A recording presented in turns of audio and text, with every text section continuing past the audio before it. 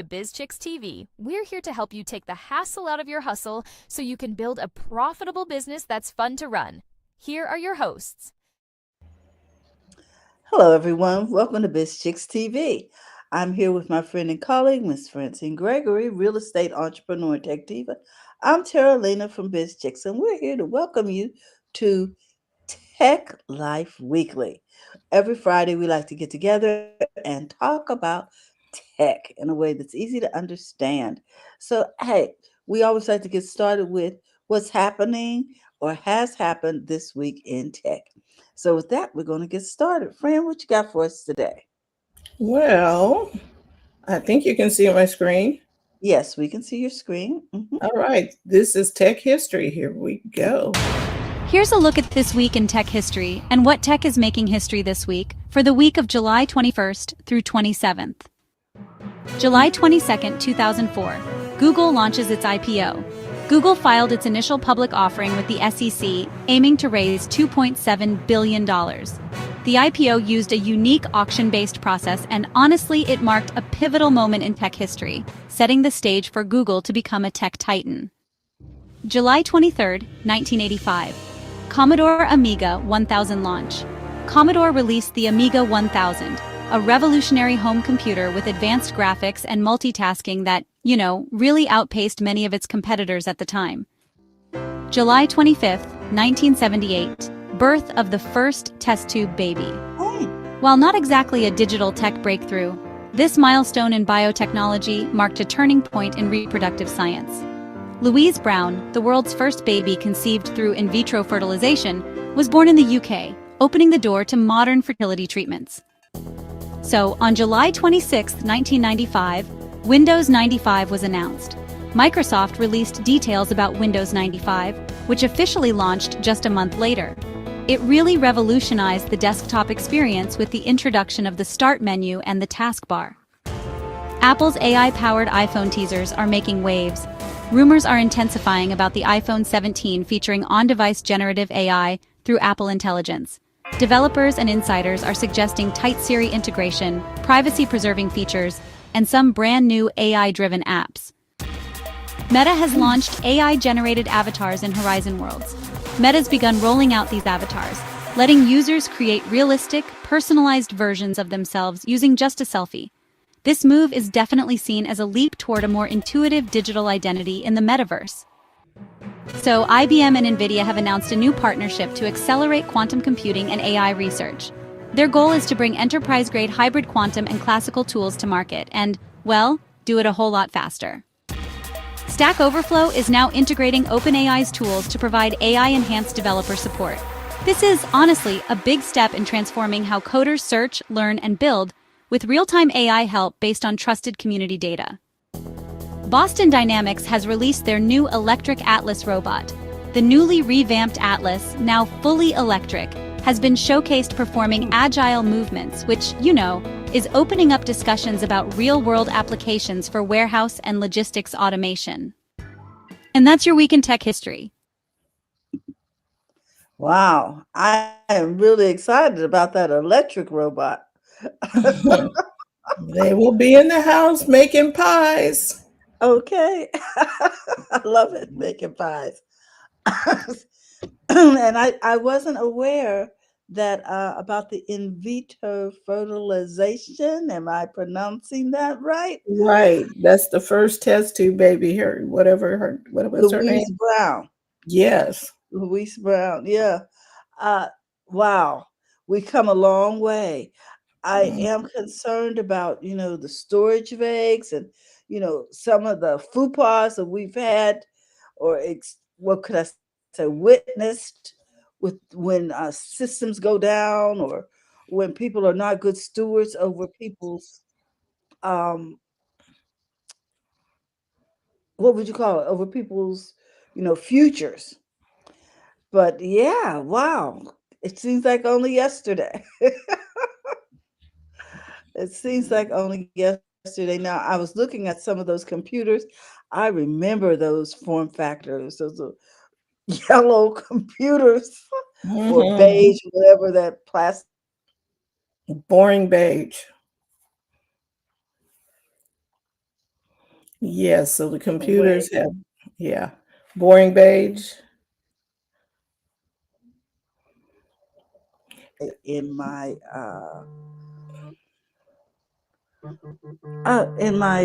daughter's what do you call it? Computer lab. Mm-hmm. So with that, I'm going to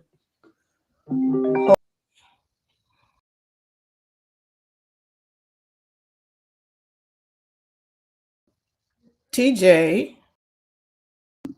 Okay, I'm pushing buttons, and here we go. So, Dr. Tachi, are you ready to come in? Because I can bring you in now.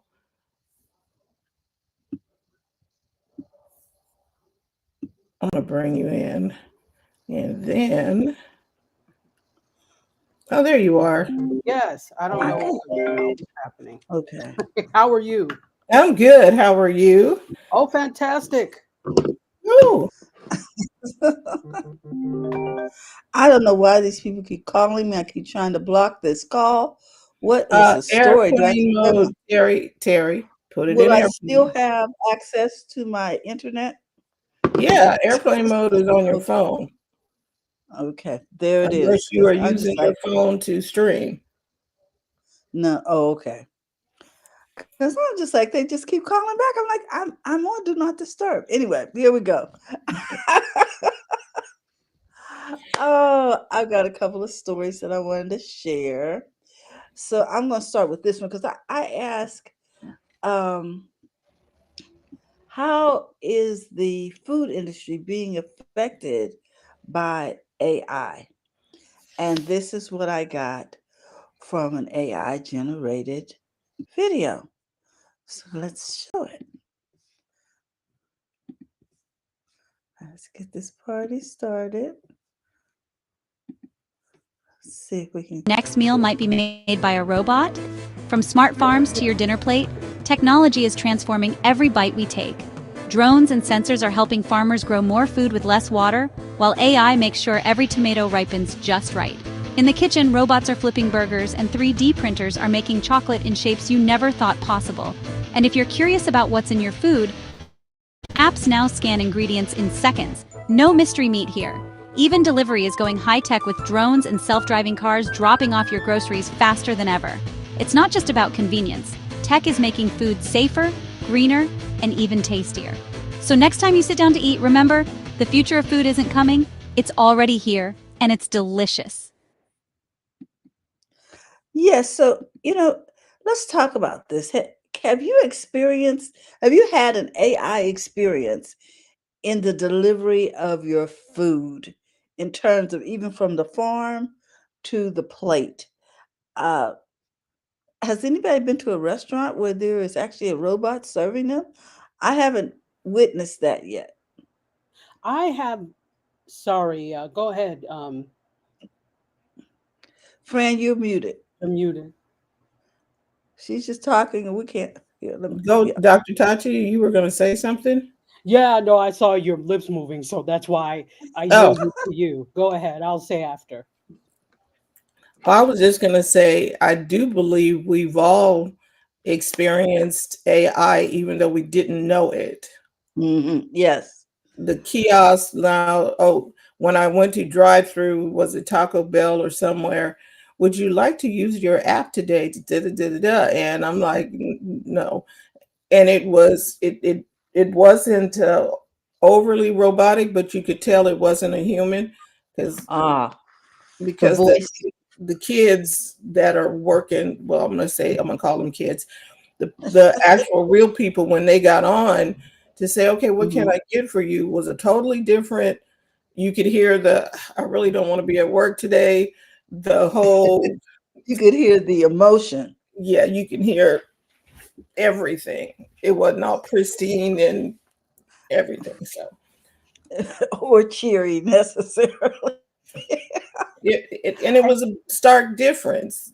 And if they're Mhm. gonna make that work, they're gonna have to bring it up. And then I think it was Carl's Jr. They said that they were at that time using AI and did you mind or what have you. So I was like, okay. And when we tap that screen, you know what I mean, to put in our own orders at McDonald's, I was like, you mean that I gotta pay y'all and I got to work? I got to do work because normally the people behind the counter tap the screen. Now you got me tapping the screen. And then you You know, want a tip. and you want to tip. And see, Okay. I think that's where the problem lies. So with regard to your question of AI, you're right. Uh-huh. I think we've all experienced AI in some way, shape, or form in our ordering or service somehow. I mean, even if you, the restaurants, of course, have to double check it, but even something like an open table, I'm sure, Mhm. uses AI where you're making reservations and then they just double check behind it. So we all have. But to the full fledged thing, and then if you use modern vending machines, I'm Uh-huh. sure those all use AI, not the old ones from back in the day, but the modern Mhm. ones, especially the ones that like will heat up things and such for you. But if we more so looking at Asia, like my sister lives in Malaysia, that Uh-huh. happens all over the place in Asia. They're already using robots and such to serve people, etc. I mean, because if you think about it, the whole thing is that these jobs are supposed to be expendable, right? When you Mhm. had fast food jobs, etc., those were really meant for younger people, for teenagers and stuff to do. They were not meant to be careers. The No, problem they weren't. is the way our economy and such is that it has become careers for people that traditionally would not have work there now. And so the thing is, we've just become used to that and did not see, okay, this was never intended to be a career type thing. So now that there are things like AI and things that can take it over, and everybody's like, oh, take it. Well, it was never intended to be a long term job anyway. The intent initially was for you to do something else. That's a way to move up. So now we don't really necessarily need XYZ because now we've got machines to do it. And I think that's also a wake up call. Like, yes, you hear the nicest, hey, would you like to try number 3 today? And then it's like, welcome, Burger King. Can I take your order? You have to match the energy. You have to match the energy, and now you can't be upset when things happen because it's like now I may not have to deal with attitude. I mean, and rightfully so because some customers are absolute pills, but Mhm. Mhm. it's just really changing the entire dynamic of everything, but in particular the food industry. Now, Yep. I experienced this at a street fair in Louisville, Texas, and that was that they were signing people up to actually have the drone deliver their groceries. So you could sign up for drone delivery. And I was like, oh, okay. She wasn't able to sign up for it because it would have really worked well for us because of the situation. Anyway, because she lives in an apartment building and the buildings are so close, the drone had to have somewhere to land, like in a yard or an open space where there were no obstructions. So, but I want you to know that people are having their groceries actually delivered by drone, not just medical supplies and things of that nature. That this is becoming a very common thing. I saw in front of the Walmart there in Texas, they actually had um, a fenced-in area where the drones were located. They had so many for drone delivery. So it is real. AI is really invading our food chain, and I think it's a good thing, and I think it's creating new jobs because even with that, someone still has to pull the groceries. Someone still has to uh, put the barcode on. People are driving up and they're actually putting the groceries in their car. So there is always going to be a need for humans. Someone has to fix the robot. Someone has to take care of the drones. Just like we have a mechanic for our car, you're going to have a mechanic for these things. I guess you call a robotist. What is it? I don't know what you call a person who fixes robots. A robot fixer. But yes, But I have one more story, if I can pull it up, that I think is going to really blow your mind. I don't know if we talked about Malcolm last week or not. But I anyway, think I think Dr. Tachi is probably going to have it in her stories. I will. oh, really? Uh-huh. Okay. Oh, well, you're talking Jamal Warner. Yes, no, I'm not talking about that. I'm Oh, talking about this. Let's see if I can. Ah, where is that? Is it here? is it Yes, down the left on the, I see something queued nope. up. This is something else. This should allow me to share that. Okay, go here, share my screen, understand, and let's see. Can you see him now? I can see something. Mhm. Okay, let me see if I can get it to roll here. If you think buses need gas or electricity to run, think again. This invention is wild. Let's check it out. Maxwell Chikumbutso, a brilliant inventor from Zimbabwe, has built a bus that doesn't need fuel or charging. Instead, it uses his special energy system that literally pulls power from the air. Imagine, no more long lines at the pump and zero emissions.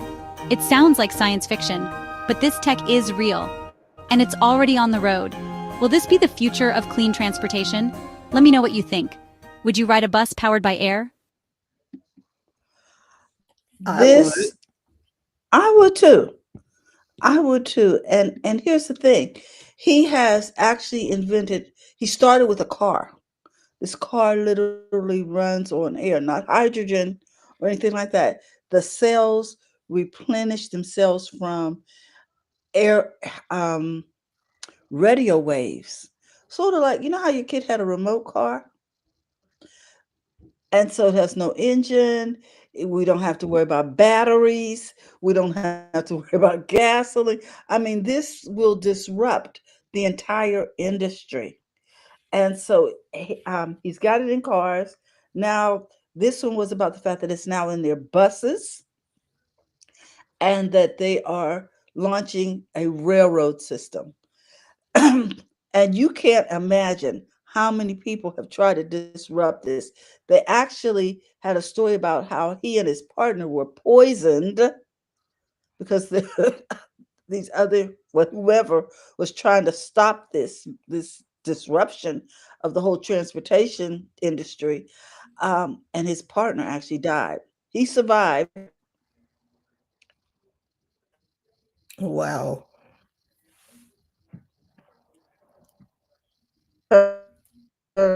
And YouTube. They've so, actually, of course, challenged. Is this really happening? Because, or is this technology really safe? People in other industries. Remember, Francine, when we read the story about how they always had an electric car, but they shut it down and didn't let us have it? oh yeah, because it was back in the 1800s, the electric right at the turn of the century. And Hmm. the gas powered people, it was not having it, the Mrs. combustible. Ford had an electric car. We're not doing that. I was like, what is the problem? It's Yes. very sad. I mean, I remember when I was in undergrad, and this was not that long ago. They were. I was on campus, and I don't know if it was what club it was, but they had a solar powered car, Uh-huh. and this was some years back. And I was like, this is really interesting. So I was asking a lot of questions about it. Now, as you can see, this is not something that came to fruition. Obviously, there are lots of, or widely come to fruition yet. There Hmm. are lots of things that you have to consider with solar energy. Obviously, you have to have some place to store all this, a battery. And so, how far can you go on a single charge? And I don't remember the answer to that, but you would have to have probably more than one battery to be able to store enough power for you to go significantly far. And then that adds to the weight of the car, that Yes. adds to the cost. Mhm. What about now? I know you could still get solar energy when it is not sunny, when it's overcast, but obviously not as much as when the sun is out. And then how does that work when it gets dark? It's probably not a car you want to be on your last power cell with, and it's getting dark. So Mhm. there are a lot of logistical things that they need to work out with that. But this story that you just presented, I think it's amazing. But again, you have very powerful lobbies, not just in the U.S. but around the world that like Industries. industries, right? Because these industries are global industries. Oil and gas, they don't like those types of things too much. And so any talk of Even those the electric car doesn't like it because it doesn't require a battery. So people have exactly. built industries around these battery development plants, right? Yeah, well, we could squash this if Congo just said we're not selling you any more cobalt for your batteries. That would squash that whole thing right away. So um, there are lots of industries that are not pleased with any type of development that does not involve them because that means less money. But that also, if you ask me, here's the thing, that also means that you're a one trick pony and you don't have very many smarts. Because if you can't evolve to the next thing and you're trying to keep people on their knees so you can look taller, that just means you're mediocre. I have to say it. You are But a mediocre but the industry if you cannot evolve. Sorry, go ahead. the concern is, will they sell the technology instead of, developing it in Africa, where, you know what I'm saying? Because they come for the technology, and if you won't give it to them, they'll find a way. That's what they call it, They'll corporate steal it. Yeah. take it, Yeah, you know, absolutely. or take you out, which is what actually happened in this case. They attempted to take he and his partner out to keep it from becoming a thing. People have been there from universities and different things, to study what's going on. But now you got patent issues. So all of this is very important because this is a major disruption. Think how inexpensive cars will be. You don't need a motor. You don't need fuel. You don't need a charging station in your garage. You don't need, I mean, Well, this is and here's the thing. Well, then this is why I'm like, that's fine, Africa, keep it for yourselves, because the amount develop it, develop it, sell it to the keep it for world. Yeah. yourselves. It could, because if you think about it, when we talk about automobiles and things being a global thing, the automobile industry prices are not set by people in emerging markets. They're set by people in quote unquote developed markets like the US and Europe. Mhm, And so mhm. you're really, they're not really giving you a discount necessarily. It's like if you can afford it, then you can buy it, right? Yeah. So now you can set what you want the prices to be for those things so that it's affordable for people who live in the market and not based off of the European or Western markets, let's say Yes. that. So that's fine. You don't want it? No problem. Keep it for yourselves, keep everybody else Oh, out they of it. want it. Oh, I'm sure they want it, but see, this is why there has to be stricter. And I'm charging these African governments. You have to be stricter. You have to. The world has already shown that they are soulless, and that Okay. they will do anything for money. So you have to keep these demons out. You have to. Exactly. I mean, really You have have to strict protect you have to have some self-interest. Yes. self-interest and then restrict who comes in, because Right. you already know when people are coming, when you see certain faces coming in, they're not coming there to be nice. There's always, history has shown there is always an ulterior motive to whatever Mhm. the case may be, and so keep them out. Strict things. You when it comes to passports and whatever, really look hard. Who's coming in? What are you coming to do? Do like some of these Asian countries. I'm sorry, you get a 30-day passport, you get a 90-day passport, then you got to get out. Um, Mhm. You do some things like that. And we can already, not to get political or anything here, but history has shown us who and what the factions are that are interested in dismantling and destroying because they want resources for themselves. Keep those people out. Sorry. Yeah, I get it, Tachi. And this is my whole point. You know what I mean? That I just want you to know what's going on, and that, of course, different nations around the globe have tried to come and be a part of this technology. So I'm with you. Strategic partnering is really important, and that's what I have for you today. Well, TJ is out on assignment, but she did send us her stories, so I am going to share that now. Alrighty.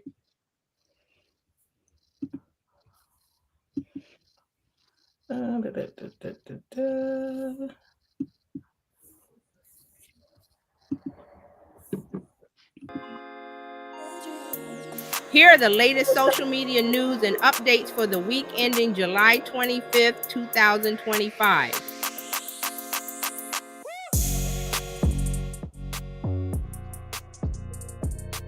Instagram adds more protection features for young users. Meta's adding a new safety tips prompt within chats, which will provide a quick link to tips on how to spot scammers and take extra care when engaging with strangers. Teen users will also be able to immediately block any account via quick links, while Meta's also added more information as to when the account was created for context. Meta's also added a combined block and report option within DMs as another means to simplify the process. Meta's also expanding its protection features for adult managed teen accounts and removing all teen accounts of all types from recommendations to potentially suspicious adults. These latest updates add to Meta's existing teen protection processes within DMs, including location data, nudity protection, restrictions on who can message younger users, and more. Threads adds improved content performance metrics for creators. Threads is introducing enhanced metrics to help users better understand how their posts are performing and where their content is getting discovered. Users can now see more detailed information in the platform's Insights dashboard. When they navigate to the interaction section, they will see engagement by likes, replies, quotes, and reposts. The followers section shows follower growth with geographic data, including top cities and countries, and demographic information like age range and gender. Users can now see how their post performance has changed through a new chart that's designed to showcase trends in their content for a 7 to 90-day period. Since eligible Threads posts can be recommended to people on Instagram and Facebook, Threads will now let users see the places where people encounter their content. They can see the percentage of views each app drove for their posts. Meta says the updates are focused on helping creators build audiences, grow their presence, and understand what sorts of content resonates with their followers.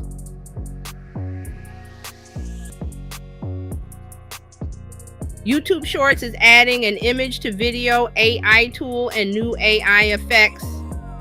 YouTube announced that it's giving Shorts creators access to new generative AI features, including an image to video AI tool and new AI effects.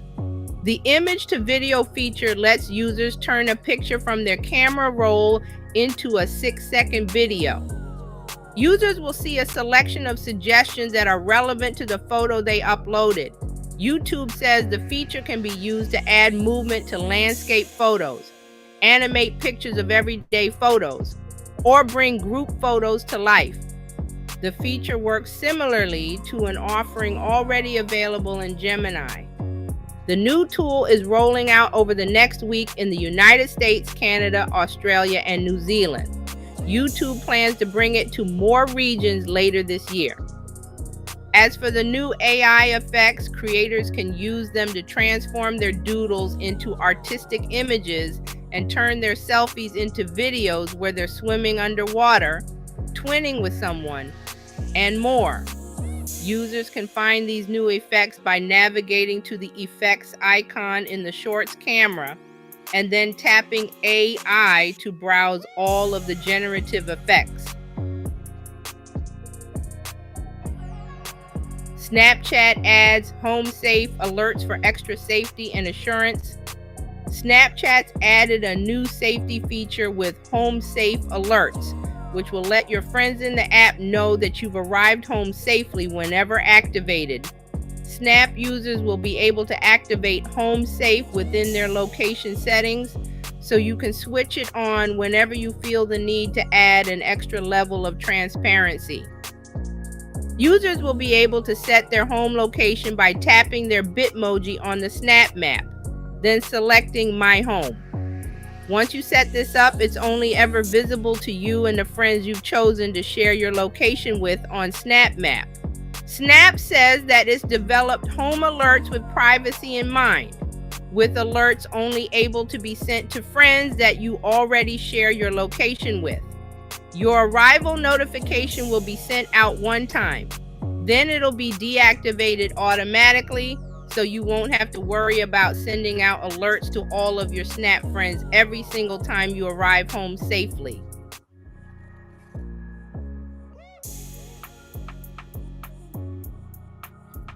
And that is your social media news and updates for this week.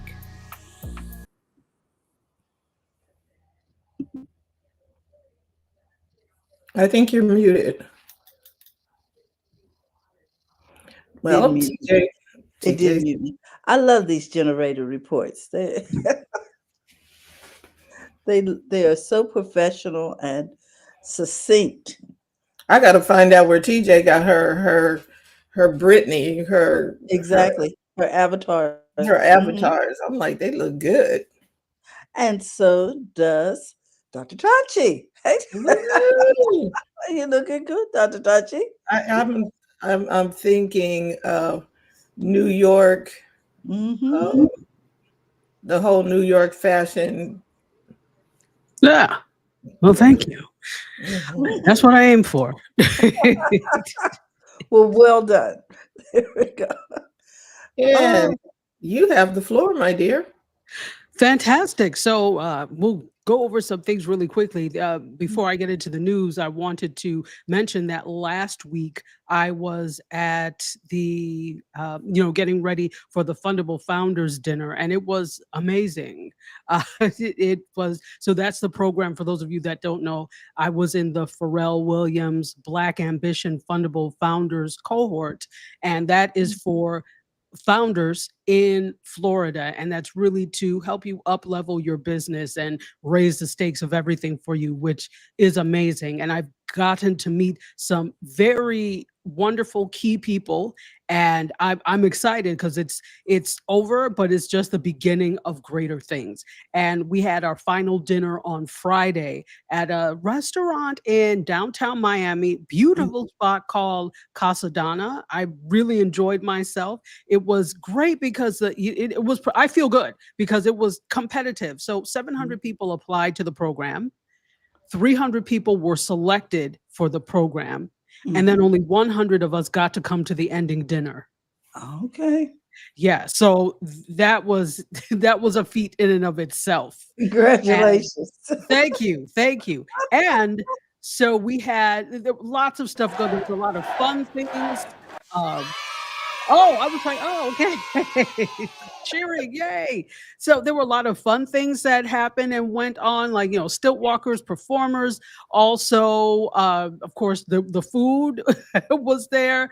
We had like a photo booth type thing, the rotating, what is it called? The photo booth. We had that. 360 photo The 360 photo booth. Exactly. So there was that there. And then, of course, the networking with people that were there. There were funders that were there, and we had a panel that was there. And who else was on the panel but Timbaland himself? And I had just got finished talking about his AI music agency on a Be More with Shawana. And lo and behold, and we didn't know who was going to be there. He was there. And it was great. It was a great conversation. She talked about AI music. He talked about verses, that he did with Swiss Beats, and how he was inspired by D Nice because of everything he was doing to go ahead and do something during the pandemic. And that's when he and Swiss Beats got together and did the verses. And so it was really a great time all around. It was just wonderful. And I can't wait to see what's next. And the good thing is, like, you're always kind of in that Black ambition family. So that's a good thing. So wanted to share that. I did a live from there. So that's still up, but I will post some more content. I actually did an unboxing video because the swag bags, my God. Just wonderful. So everything in that swag bag that they gave us, the gift bags, were all from people that I believe they all went through the Fundable Founders program. And if not, everything was Black owned. So there was skincare, beauty stuff in there. There was even, I got 2 things of, there's a founder who has a line of cake mixes. And so this was Haitian cake. So I was like, let me make this weekend. So that's something that I'm going to do, see what this Haitian cake is like. There was fragrance. I could not be more pleased. I have never been in something like this before. Now, I've been in a lot of things. I was a fellow for the Television Academy. I've done a lot of things, but this, to me, by far, the experience, it was all great, but this was a more tangible thing, if that makes any sense, where rather than focusing on the theory of something, there was a lot of learning, but they were also focused on activating, on our activation. Okay. So yeah. Congratulations. Thank Dr. you. We are so excited. Look, we really are. Thank you. Thank you so much. So now I'm going to get to it. I don't know what to say about this week, except can we hurry up and have it over for next week to start? Because we've had a lot of traumatic events that have happened this week. Within the past 3 days, 4 notables passed. So I want to give a rest well to all of them. Now, of course, first we know Malcolm Jamal Warner, who we know from most recently The Resident. He was on Malcolm and Eddie. He was also on Read Between the Lines with Tracy Ellis Ross. And of course, one of his most notable roles was that of Theo on The Cosby Show. And so those of everybody really identified with the Cosbys, and it wasn't just Black families. I think families in general identified with the Cosbys, just the level of things that went on, how they discussed things. And it was for those of us that are like millennials and Gen X, that was like our childhood, right? So Theo could have been our brother. Theo could have been a cousin, right? A cousin in our heads. Theo could have been, for some that they may have had a crush on Theo. So, it's like, or Theo could have been that friend's older brother, or whatever the case may be. And so he was really, a lot of people had a parasocial relationship with Malcolm Jamal Warner because of Theo. And I don't think we realized how much, and let me tell you where I was when I found out. So I was at the dentist. I found a wonderful new dentist here locally. And I was checking in and I looked at my phone and I said, oh, I never gasp like that. Never. And at the front desk, they said, we know exactly why you're gasping. And it was the news that he had passed from this horrific accident. I had heard from several sources because I was like, no. Is this real? Because I was on YouTube. I'm like, no. Okay. And see, that was the first thing I gasped, but then I said, let me do what I usually do and check my sources. Every source had agreement that that was the case. So this is how we knew that this was real, unfortunately. And that was when I knew the effect that not only he, but the Cosby Show in general had on my growing up. So let me put out there, do you all have thoughts of things that you wanted to say about Malcolm Jamal Warner? Or I just want to say it's a loss. It's a great loss, and it just seems like we're losing a lot of our heroes. It's just like absolutely. I mean, and if you think about it, this where we are now, there was the first of a lot of things made on television, and so I think this is why it's so significant. When you have that, and then people who knew him as a character are at a critical age now where they can now look back and reflect on what this meant for television. Thursday night, nobody went anywhere. This was one where you parked yourself in front of the TV and you sat and you watched. You did not have another appointment. Nope. Thursday, what was it? 8 o'clock, 7, 8 o'clock for the Cosby Show, and then 8:30 for Different World. Right. So we wasn't going anywhere for an hour. Especially Black people. So that is major, because during that time there weren't other Black shows that had that kind of influence on a country. Not just that was not the case, and I don't think there's been any show after that has that type of influence on the country. No, I think the thing I think with the Cosby Show is that, and you can't really talk about the Cosby Show without talking about Malcolm Jamal Warner or any of the actors that were there. The thing about that is that it was so effortless. It just was. It looked natural. It was natural. They were not trying to pretend. Every show that came after that tried to portray this whole, oh well, the both parents are professionals. The kid, it did not come off the same way. It did not come off the same way. What do we get next? The Fresh Prince of Bel-Air? Exactly. Well, and I don't think they were not trying to be Cosby's. I think this is the thing, that was more of the story. That's what they gave us. Yes. That's what they gave us. Exactly.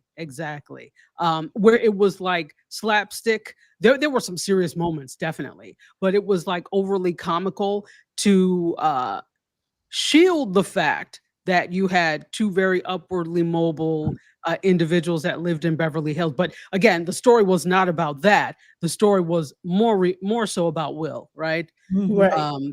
So interesting indeed. So I wanted to put out there that tonight at 8 p.m., if you are available, please come by Mediascope, because we are actually doing a panel discussion about Malcolm Jamal Warner and his effect on culture tonight. And we have a great panel that's going to be talking about it. We have a psychologist and all sorts of things. So stop by if you can, and you can always watch the replay if you cannot. So, thank you. Absolutely. So off of Malcolm Jamal Warner, and then, as you know, we also had Ozzy Osbourne, who passed away now. If you're a fan of metal and Black Sabbath, you probably will know who Ozzy Osbourne is, but more likely, because I'm not a heavy metal fan, but I grew up in an area where a lot of the kids liked heavy metal. So I was exposed to it. Didn't mean I was like, yeah, okay, that's enough. Is there something else we can listen to? But I mean, that it is what it is. So, death metal, Black Sabbath, a lot of these, I'm like, wow, you guys really have problems. But anyway, he was the front person for Black Sabbath. And it's funny because I didn't realize till almost very recently that Black Sabbath and Ozzy Osbourne were in the same universe. I didn't even think about it Right. because he then did go solo. And he also, a lot of us probably know him from that mid 2000s reality show, The Osbournes. And that's Right. really what a lot of our connection to Ozzy Osbourne is, by seeing him interact with his family. Now, it's no secret, he loved drinks and drugs. And the amount that he did, it's a miracle that he actually survived this long. But I'm sure some of it had caught up with his system because there was an awful lot. But he made a significant mark on culture. For those who did not know, he was from, where was he? He was British, of course, but I can't remember where in England. But he grew up, very working class, and nobody expected him to become anything, much less this big icon that he did for the world of heavy metal. So rest well to him. Now, also, we lost WWE, which used to be WWF, wrestler Hulk Hogan. He was a controversial figure. I will say that he said some things that were I like that. Yes. He said some things that were quite controversial. Some people would call him out and out racist.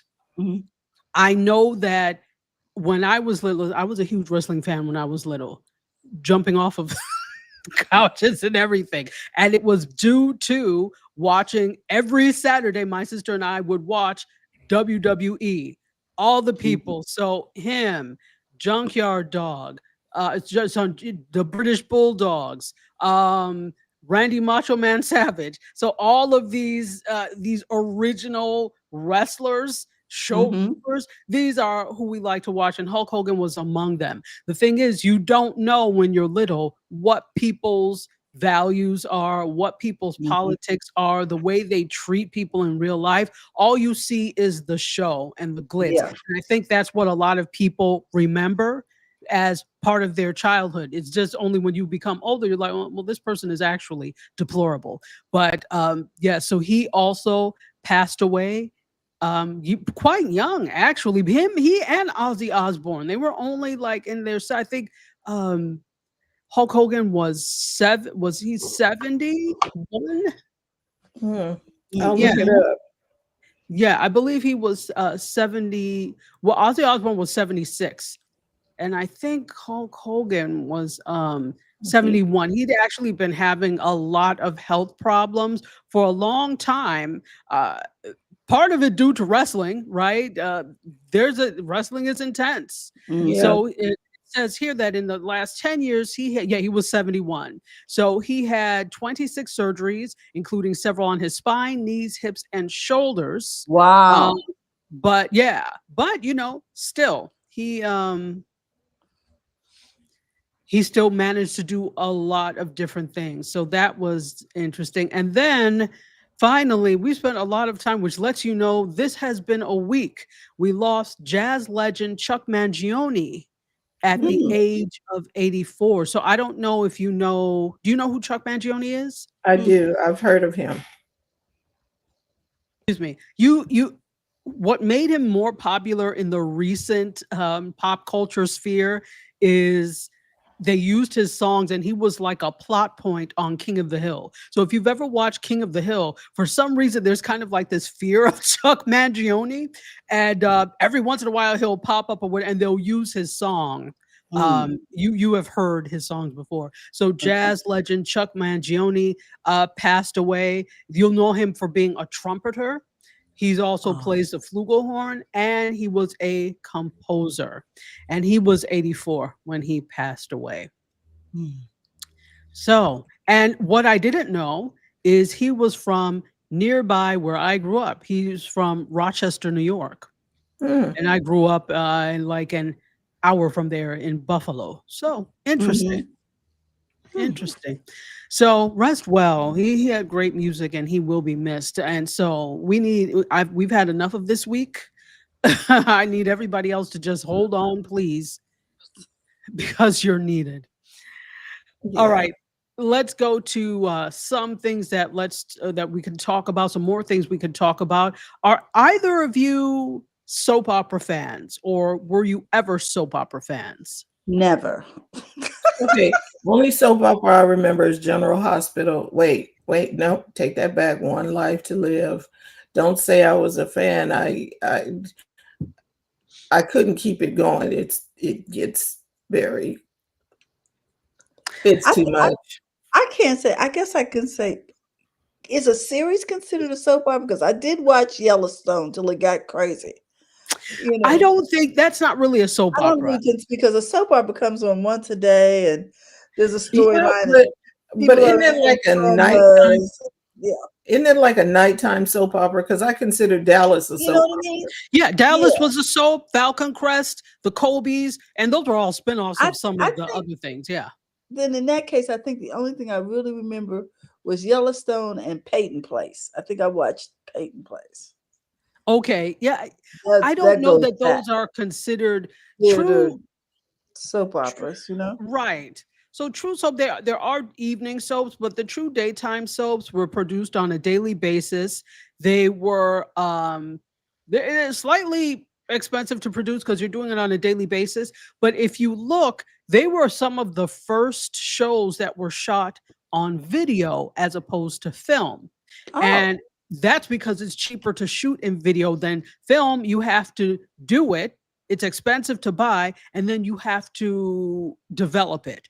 So all of the cost of film really starts to wear on something that you're doing daily. And so they were mm-hmm. one of the first types of shows to switch to shooting on video. And you could tell there's a difference in the look. There's more of a reality look to the video than the soft movie look to film. So obviously some of the early ones were still shot on film, but then of course they quickly switched to video. So I remember in terms of soap operas, my friends that lived down the street during the summer, we would be at their house and their mother would come home. She worked like at the hospital down the way. She would come home on her lunch break to watch stories as they show. I'm going to watch my story. So that 86 is anything you were trying to watch. So, and I remember my babysitters, they loved and that's probably why to this day I never liked them.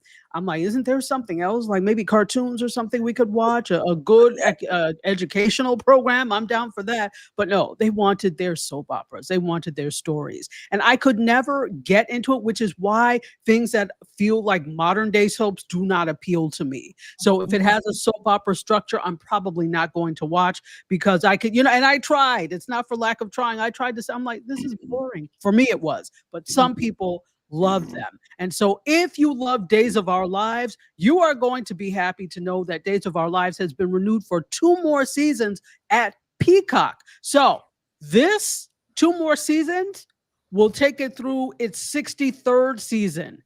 This show has been on the air for 63 seasons. Okay. Now, I don't know how many years that is exactly because how many comas? How many comas have we put? Listen, I know with the same people, and darn near the same cast, right?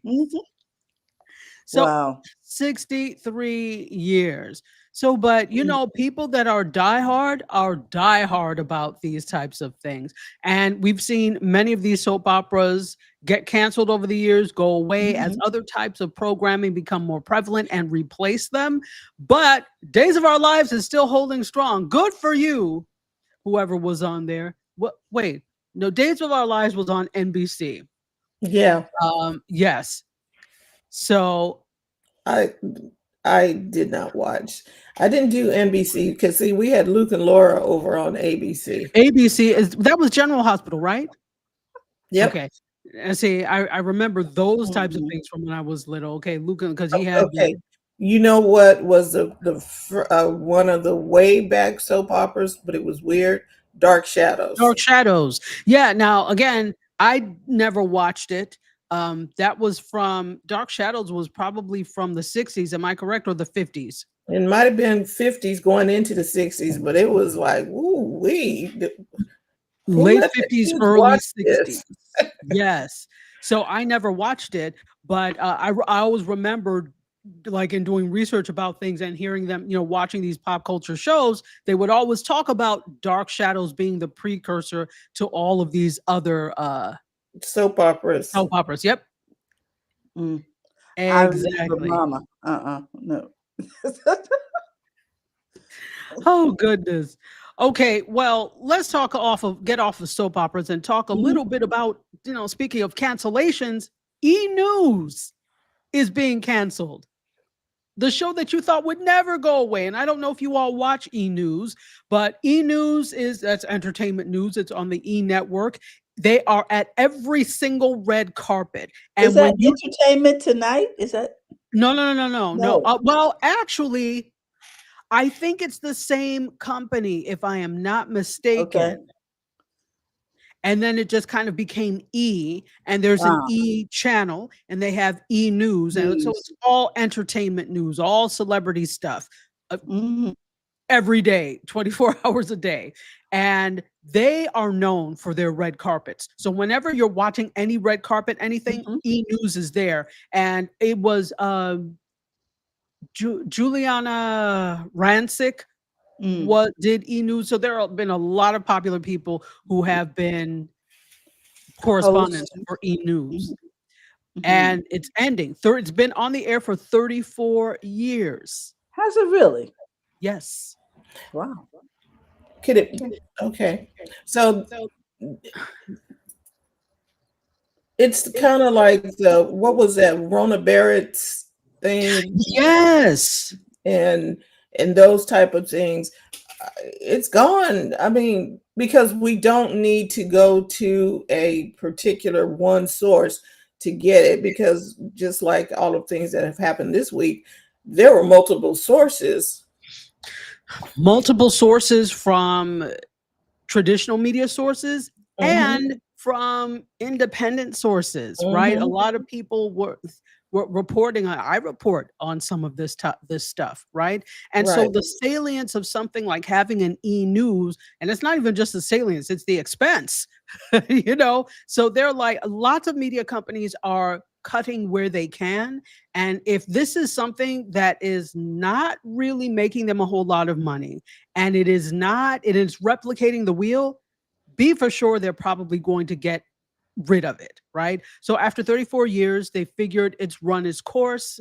I don't know what the conversation was in the room, but I can bet they figured it's run its course. This is a way for us to kind of trim expenses by getting rid of this show. And yeah, so, but this is the interesting thing. This is why I keep saying to folks, listen, you have got to do your own thing. You have really, look at the platform that you all have built. Daily, you are doing various different shows. This is what you have to do, because if your dream is to, oh yeah, I really want to be a correspondent for a show like E! News, where's the E! News now? There are very few of those types of shows on air, and those slots are filled, and they could go away tomorrow. Do your own thing. And there's nothing wrong with aspiring to that. Please don't think I'm saying that, because I think it's great. Definitely aspire to it. But it's like when you don't get it, and then you're like, oh, all hope is lost.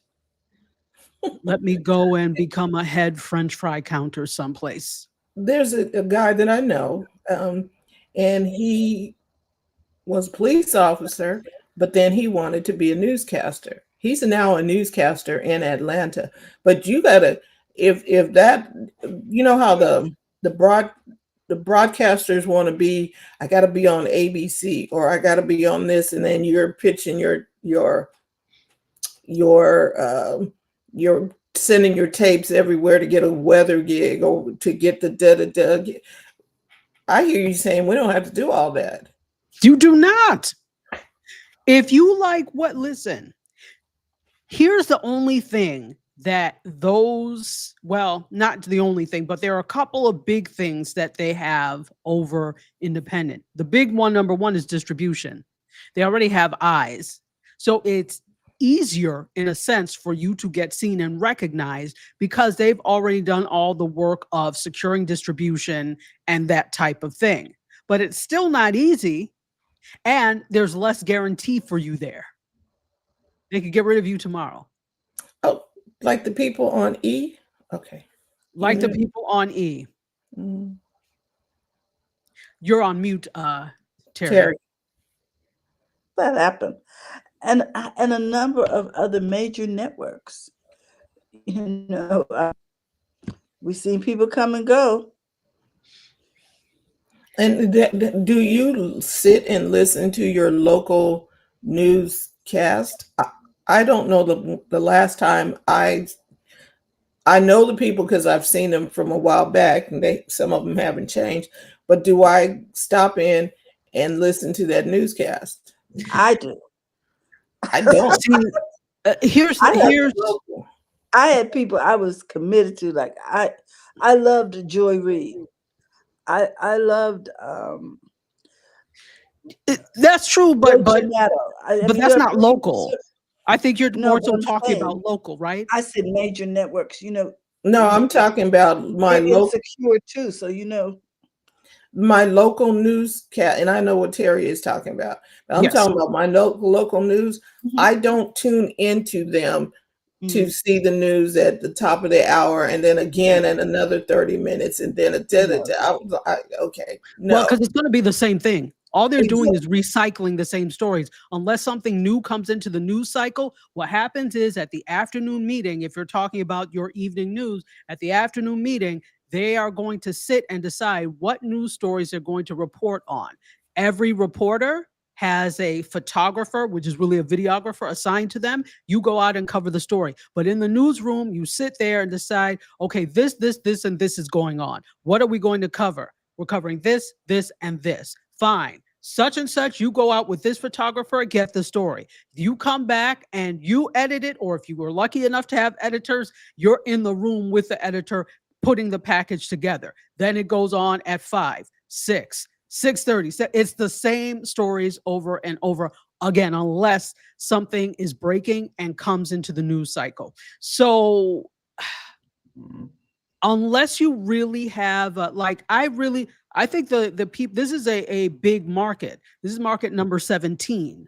It may be even bigger now, but last time I checked, it was market number 17. So in the country. So we have some great journalists here, but am I committed to, I got to watch these because the band? No, because I haven't in Miami, Fort Lauderdale seen something where I'm like, oh, they're good. I really need, now they're adept and great journalists. They do things, but am I tied to them in a way where I got to, no.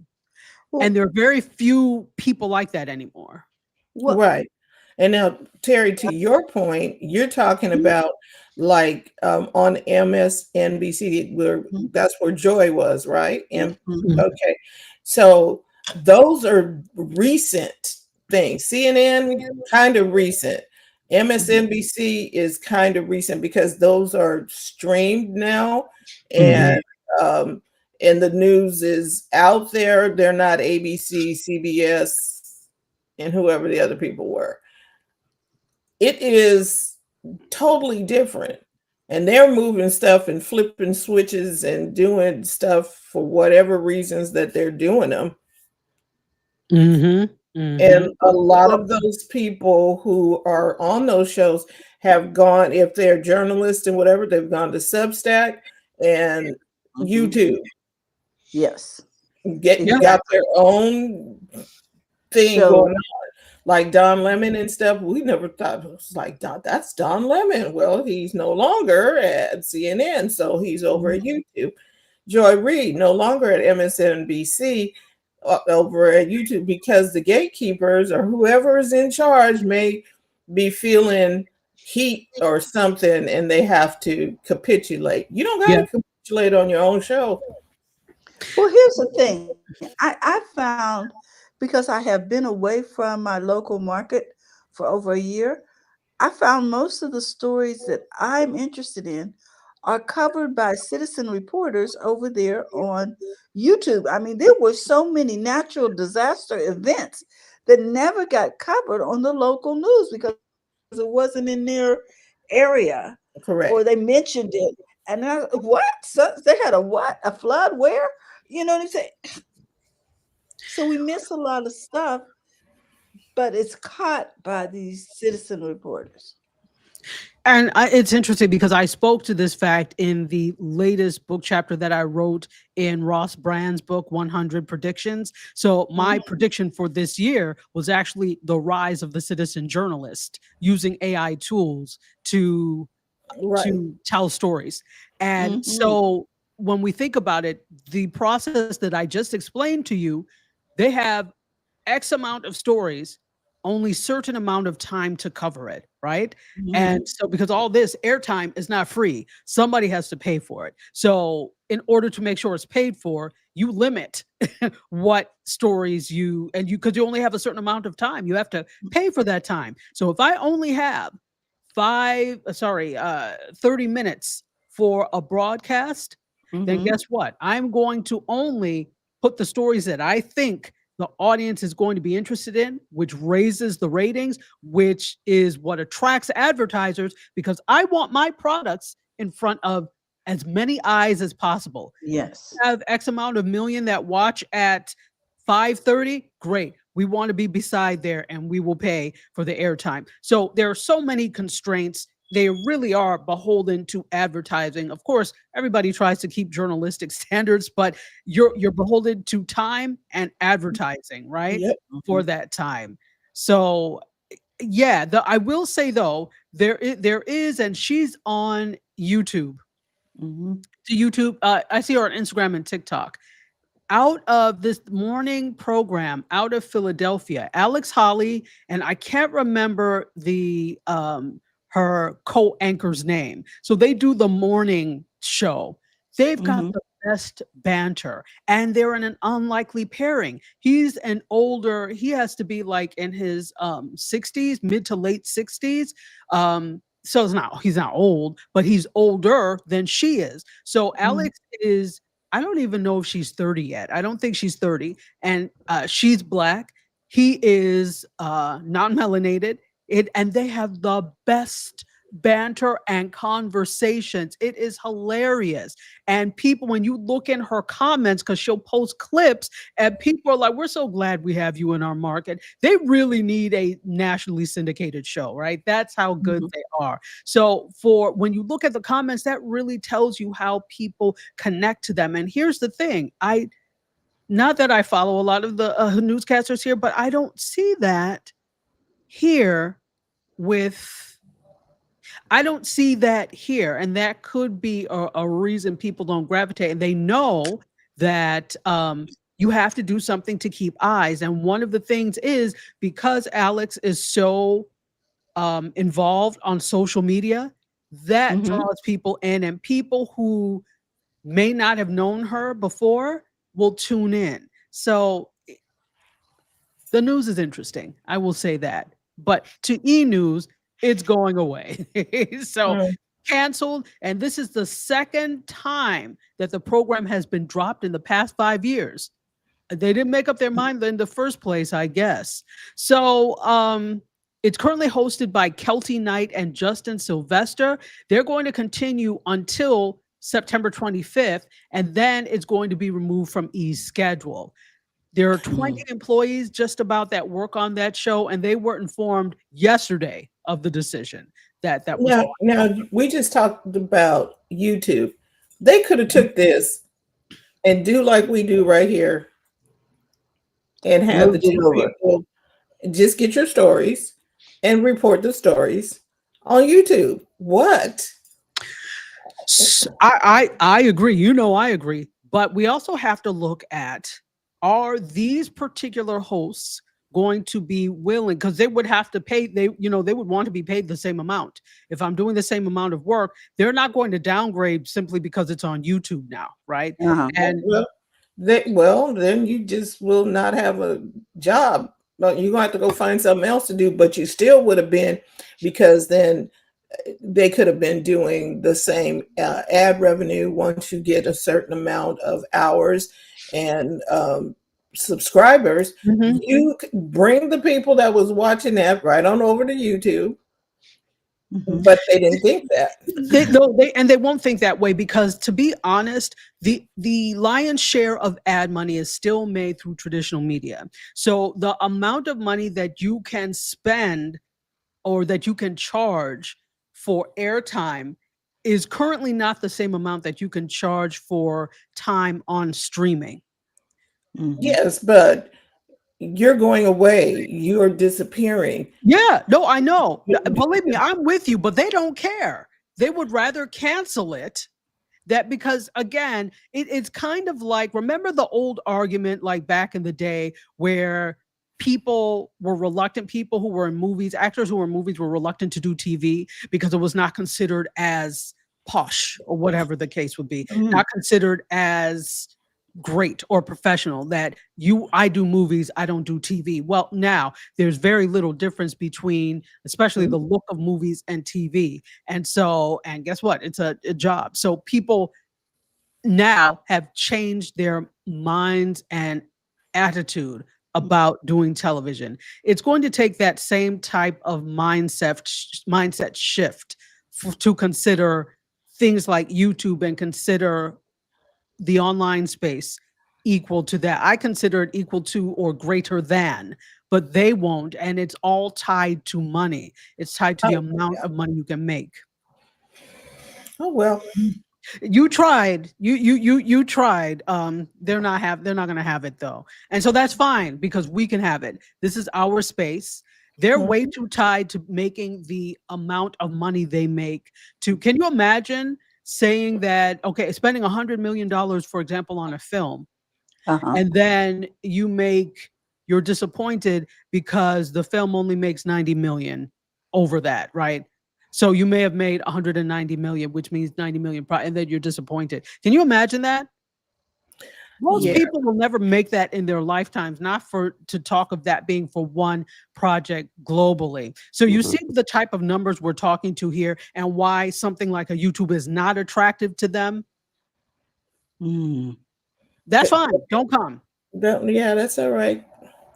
Don't come, because you're already starting to gentrify the space anyway. So leave it for those of us that are creators. Can we have something? Because what has happened, and I don't mind people coming over here, but what has happened is the space is starting to get gentrified, because there are all these people that are coming from traditional Hollywood and traditional places, and then doing things, and then running Indiegogo campaigns, running not GoFundMe, what's the other one? Patreon, and doing all these things. And you're raising money from people, not to say that they would be interested in us, but from people who might want to put their money someplace else, do something truly independent. And you are independent, but you also came with a name. So I'm like, so what are we to do? Is there a truly independent space? Not really. And then, they say it's independent, but then you pander to these people who are already celebrities to come in, and it's not to hate on them, because I think you are free to come in too. But remember, it's not just about you. And there are other people that are creating that are brilliant, in some cases more brilliant than the celebrities. Right. The celebrities have a whole team behind them that's doing all the work. Y'all just sit there and look cute. The people behind the scenes is doing the work. Oh yeah, we saw the man behind the curtain when the pandemic came, and you all came on television with do-rags, and you didn't know what to do. Your sound was terrible because you don't know how to do it. The difference with us is we know how to do it. We understand the technology. Because we didn't just want to leave. And again, I understand division of labor. You didn't have to do it, but what happens when you can't do it and you need to? It was comical. You all looked a fool. It was comical. I was like, what is that? You just have to learn it. Mess. They didn't have makeup people to do the hair. The hair looked like the straw on the scarecrow from the Wiz's sleeves. eyebrows looking like two pencils pointed down. Terrible. Yeah, stop. And that's because they never learned how to do these things themselves, or they learned and forgot because they didn't need to. It Mhm. is always good to understand your craft from top to bottom. Even if it's not something you need to do, at least you know how to do it. I mean, again, I've had people in the past that have helped me before, but Mhm. I knew how to do it myself as well. Because God forbid I can't do a show or go on because somebody else is not there. Right. No. So really quickly, I love let's you go too. ahead. E. Yeah. We're going to finish up the rest of the stories. So goodbye. They will, however, they're really focusing on digital. So they will be doing digital things with Mhm. e-news. Well, yeah, Okay. so e-news. So you could look for that, I guess, on their website, on their YouTube channel. So they'll still be doing things there, but not the traditional broadcast we're used to. Ah. All Mhm. right. Now, let's talk a little bit about South Park. South Park is actually Are they still in business? I'm sure they're being sued. Okay, go ahead. Yeah. Well, so let's give a little bit of background for those people who don't know. So South Park is an animated series, but it is not for kids at all. It is on Comedy Central. It's an adult animated series focused around the town of South Park, Colorado, I believe it is. So South Park actually signed a $1.5 billion deal with Paramount to produce 50 new episodes over the next 5 years. So $1.5 billion. This is putting them, so Matt Stone and Trey Parker are the creators of South Park. This is putting them in the league with Hollywood Elite, right? For that. Yeah. So here's the thing with that. So great. So now you've got this. So now this is interesting. Now you've got this. They have their first episode, which airs on when did it air? Hold on, let's see. It was last week, wasn't it? It was, yes. So this is the 27th season of South Park. So it aired last week.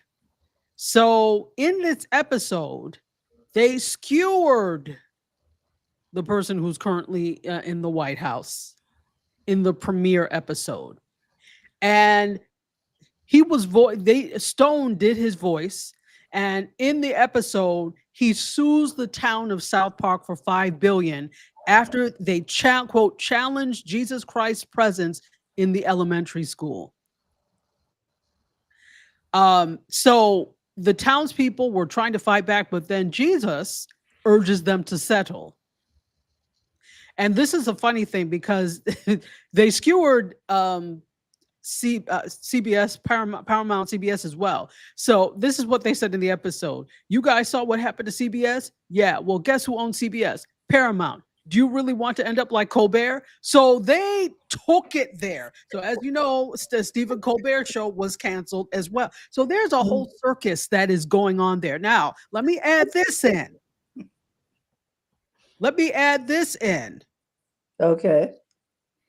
Paramount's merger with Skydance just got approved. Oh. Yes. But this is interesting because this is a Paramount show that has skewered the president, and they just got their thing approved. So I'm waiting to see what he says about this merger. I'm waiting to see what he says now because he is that petty and takes things that personally that I can see him trying to do something to, even though it's already been approved. But when have they been playing by rules lately? Okay. So let's see what happens with And this. he is in charge of the FCC. Just like he put himself in charge of the Kennedy Center. Oh You my mean the God. Milana, you mean the Milana Trump Center? Well, yeah, he made himself as Opera a chairman. House. They renamed it. They renamed it didn't the Melania Opera House. yeah, something like that. I'm like, okay. Why? What? How does that compare to a Kennedy? Because Kennedy, wasn't the Kennedys Democrats? Well, Yes. That is the reason. Well, so wait, I have a question. Is the whole thing renamed, or did they just take one of the opera houses and rename it? I don't know. I don't know. I'm gonna have to All I look know at is they changed the name. Something. Right. So within the Kennedy Center, because I've actually performed at the Kennedy Center before. Oh, wow. I danced there. So inside they have different, they have the Millennium Stage, they have the Opera House there. So there are different rooms within the Kennedy Center. So naming really just comes with, I have enough money, I want to fund this, and so I'm going to name it. But you know, they didn't pay a dime to rename it. They just renamed it. So I've also had several friends who have worked at the Kennedy Center. So in addition to the normal nonprofit politics, I just asked Charles, and he said the Kennedy Center's Opera House is proposed to be renamed the Melania Trump Opera House.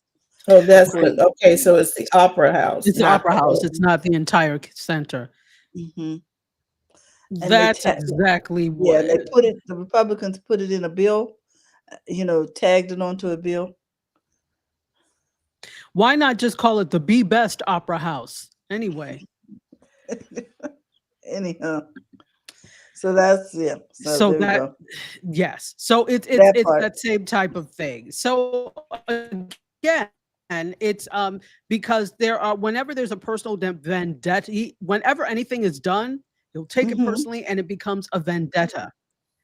So Paramount so is now we have an under opera house named after a first lady who got her citizenship for an Einstein visa because she was a nude model. I just say, I can see how that sounds about right. Yeah, you got it. I think you got it right. You got an A. You passed. Okay, so I'm gonna throw some more stuff in there. So 60 Minutes is owned by Paramount, yes? Correct. Yes, it is. Okay. Ooh. And he was suing Paramount for the 60 Minutes interview. Yes. For that interview. And somebody could picture. I'm always like, so okay. Well, y'all stop paying him. I mean, Columbia University paid. What is this extortion stuff from the U.S. government? But I'm just saying, with regards to Paramount, because they own South Park, and so South Park just did this whole thing. Right. It was ugly. They did this whole thing, and they also and they probably not apologizing either. Well, they quote apologized, but it was parody apology. It wasn't. Yeah. So he, of course, was livid, turning beet red in his boiled chicken body. And I'm just waiting to see exactly what is going to happen with this, because again, so to let you all know that for a while, the Paramount Skydance merger has been on the fridge for a while. This again, and I talked about this, if you ask me, is the sole reason why they even settled with him, because they wanted this merger to go through. He had the power to say no and was holding it up. So they're, of course, not admitting guilt, and they really didn't have to. I think Paramount was stupid in doing so, because you didn't have to. There was nothing wrong with the interview. He said something that it was biased, so he's suing you. They didn't have a leg to stand on in court. No, but you did it. And they got enough money in lawyers and stuff to take care of that. You just spent $1 billion on some cartoons. You got the money to defend yourself in court. Well, that's exactly what South Park was saying. Because my thing is that they had the money to do it. They have more money than the government does to spend on these types of things. You see, when the government has set up an app where you can donate to the National Treasury to pay off the debt. Did you see that yesterday? I already donated. It's called taxes. Next. Exactly. But I'm like, now our government got to GoFundMe. What is it? It's an you know how you text to give? It's Yes. like that. Man. Well, you know who's text. going to do it? The lowest common denominator that's in his base. Those are the ones that are going to do it because they don't already have the sense that God gave two smashed flies. So they will just overly contribute as well. So let them do it because I'm embarrassed as a citizen that our government would even ask, and we pay taxes every day. I just like, where is the money? Shameless. That's a shameless somebody. After we already give you taxes and you squander it. I shouldn't see near a pothole or anything. And now we're taking up a donation for the U.S. Treasury. I was like, is this for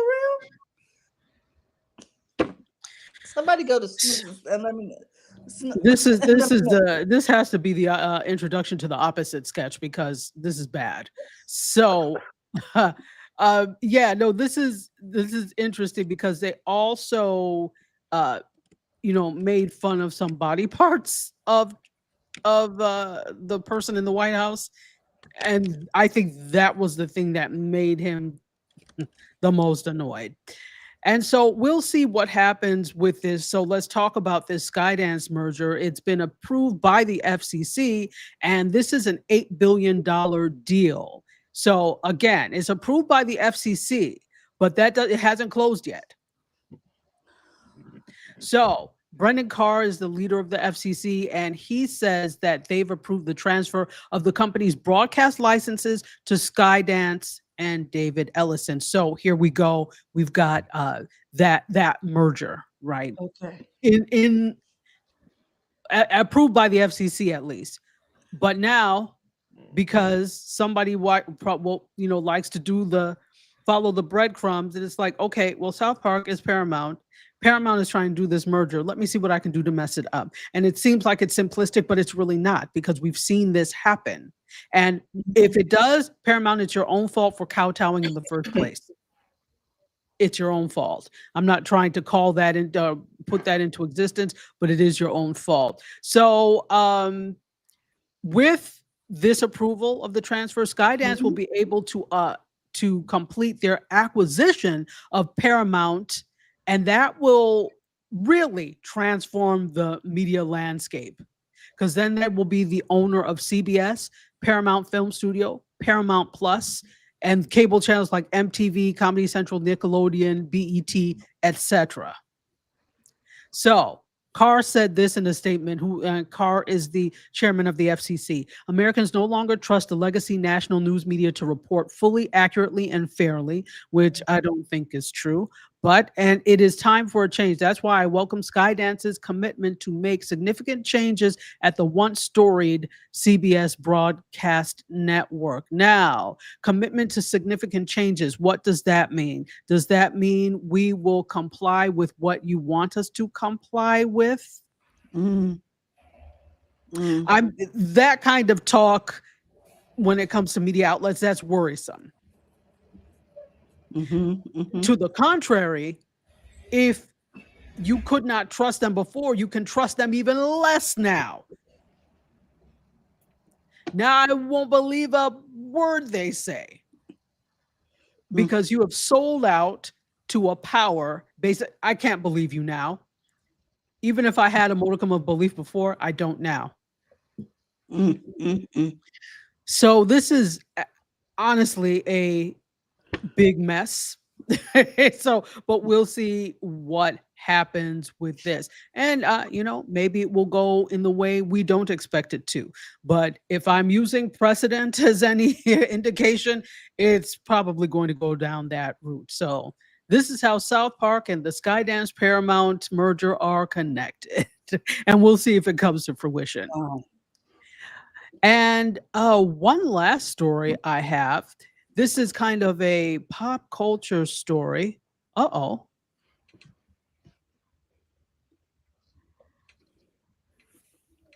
don't know what happened to it. Yeah, no. It something is corrupted with it. Well, Um, while you're finding that, I want you to know I went over and this comment says yes, the U.S. Treasury does accept voluntary donations to reduce the national debt. that no, Individuals can donate money. Outstanding government obligations like savings bonds or other property can be sold for cash. These donations are tax deductible if they're made for a public purpose, according to the Nishkin Center. Whatever. I'm not giving no Whatever. more money. How to donate. I'm still trying to figure out how that's my problem. It's not. You know, I'm trying to figure out how bold is that?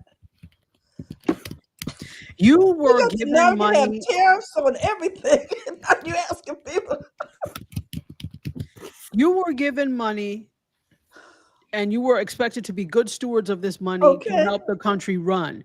You figure out, for those of us that make under a certain amount, you end up paying 1/3 of the nothing that you make, and then you have this. How is this our issue now? It's not. Exactly. I'm not giving you a dime. Nonsense. Anyway, so the last story is this. This is, Okay. where are you? Comic-Con is happening. So you're in California and it's in San Diego. And they kicked off Thursday, just this Thursday. They had a preview night on Wednesday. And there's so many different things. So for those of you that are comic nerds, that are into sci-fi, that are into all of these pop culture things, this is a sight to see, definitely. So there are lots of major presenters that are there as well. So it's not just, comic books and things like you would think, but we've got HBO Max is a presenter there. And they're doing something called Peace Fest, and that's supposed to be, quote, an immersive fan experience inspired by Peacemaker's chaotic glam-fueled rock world. So Peacemaker is one of their productions. So they're doing the Peace Fest, and there are lots of other things that are happening there as well. But if you are at Comic-Con and enjoy, one of these years I want to go to Comic-Con and see. We have something here called Florida SuperCon, which happened. I think that happens in a few weeks. So it's similar to Comic-Con, but obviously it's smaller, but lots of the same types of things. So definitely that is what is happening. Comic-Con is on now, so nerds unite. And that's what I have for you today. Oh my gosh. Thank you so much, Dr. Tachi. Absolutely. I love when we get together for Tech Life Weekly because it's exciting. It is. I'll say it is exciting. It is exciting. And so, guys, I'm hoping that you will follow Dr. Tachi over there on Indie Soup Media. And also, we look forward to more contributions from our friend in New York, Terry Johnson, online everywhere. You can find her there. And also, we hope that you will tune in to Biz Chicks. We're here Monday through Friday. If you'd like to become a part of our community, you can simply text Biz to 33777, or you can find us over at bizchicks.net. We'd love to share with our community what it is you do and how you serve. With that, we're signing off, and we'll see you real soon. Thank you again for all you do, Dr. Tachi. We appreciate you. We are so excited about you being chosen for that distinct opportunity. Thank you. And so look, we got these reactions down here. Yeah. We love it, and we are so happy that you're being honored. I'm sure the Delta Sigma Theta is excited. My mother is a charter member of the chapter at the University of Pittsburgh. So wow. I celebrate, and I just want to say congratulations. So Thank with that, you. guys, we want to remind you, hey, it's okay to make money in your business, so go to the front of your own line. Have a great day, everyone. Bye. Bye-bye. Thank you for tuning in today. We trust you've learned something to help you build a more profitable business and take the hassle out of your hustle. See you next time.